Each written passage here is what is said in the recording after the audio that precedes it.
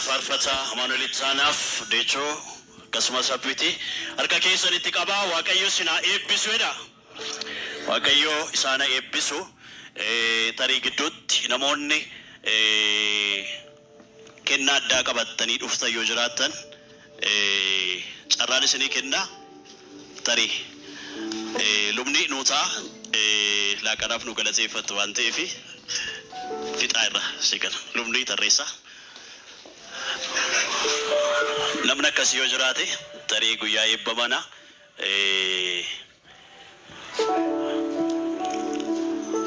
harkana baasti yoo jiraattan jedheetani ayyee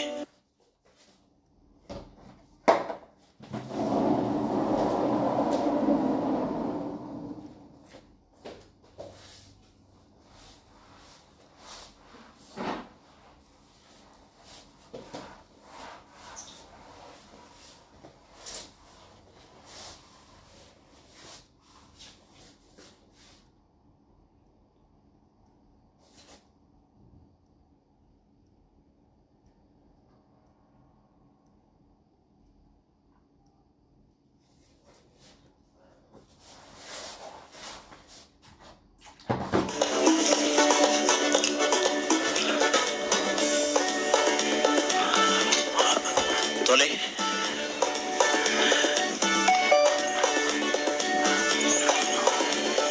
dhufaa jira qaban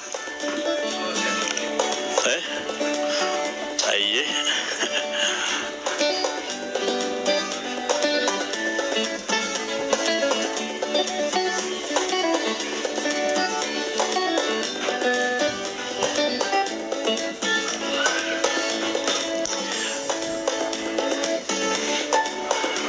tole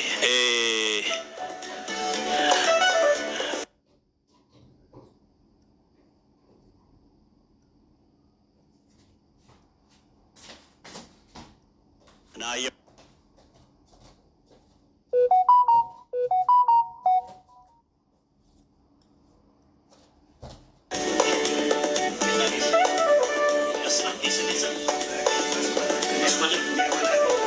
tole meeshaa manaa keessatti fayyadamanii qabannee dhufnee jedhanii hamileena kennaaf yaal tokko bareechaati waaqayyo isaan eebbisu maatii kana eebbifama waaqayyo kana caalaa isiniif dabalu kanatti fufee lubni keenya lubni tarreessaa qannoo pirezidaantiin sinodisiidhiyaa waggoota muraasa dura gara kanatti dhufuudhaan waaqayyoon dhiyaanaaf nu galateeffatanii cimbooddee jechuudha gara sagantaa laaqana keenyaatti deemna gara kanatti naa kottaa luba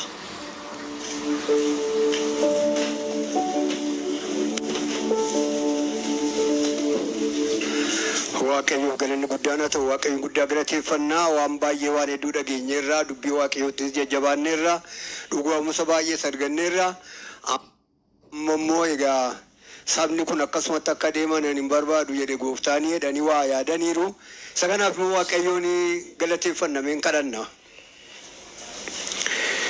hundumaa kan dandeessu yaa waaqayyo araara keetu dhuman qabu tola keetu daariin qabu gaarummaa kee hundumaaf si galateeffanna ganama hamma yeroo kanaatti isa guddaa hojii kee akka ilaalluuf dhuga baatota baay'ee naannoo keenya jiraniin yaa gooftaa dhugaa kee akka hubannu waan nu gooteef maqaan kee waaqa lafarratti haa eebbifamu ammayyuu yaa gooftaa simatu ofii kee maqaa kee iddootti eeggata simatu yaa waaqayyo ulfina kee eeggata simatu gochaa keetiin beekamta waan nurratti hojjettuun argamta addunyaan kana dhugaa ba'a isin dhuga baatuu kooti waan jetteef dhuguma nuti dhuga baatuu siif akka taanuuf wanti godhamu nurratti wanti ta'u hundinuu ulfina kee mul'isa mana kanaaf maatii kanaaf yaa waaqayyo obboleessa keenyaaf maatii isaaf isa gooteef galanni guddaan siif haa ta'u.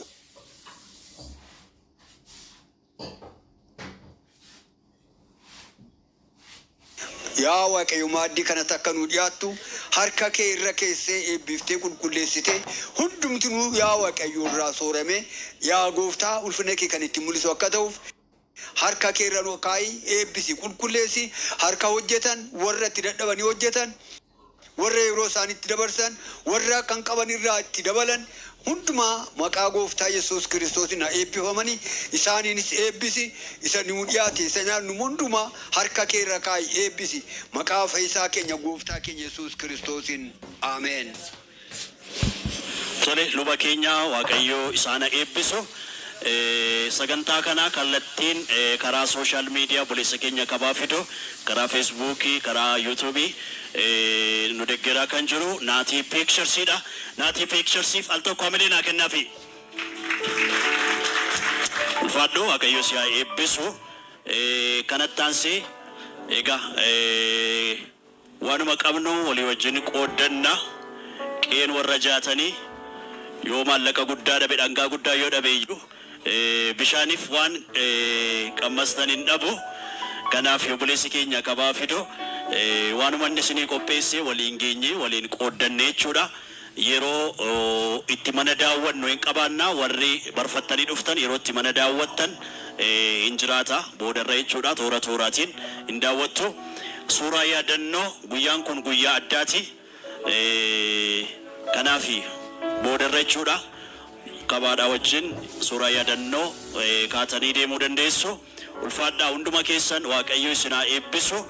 Egaa kabaan kan inni jechaa ture utuun masqala addabaabayitti qopheessee jamaa kana na bira dhaabbate utuun argee ija kootiin galateeffadhe nan gammada.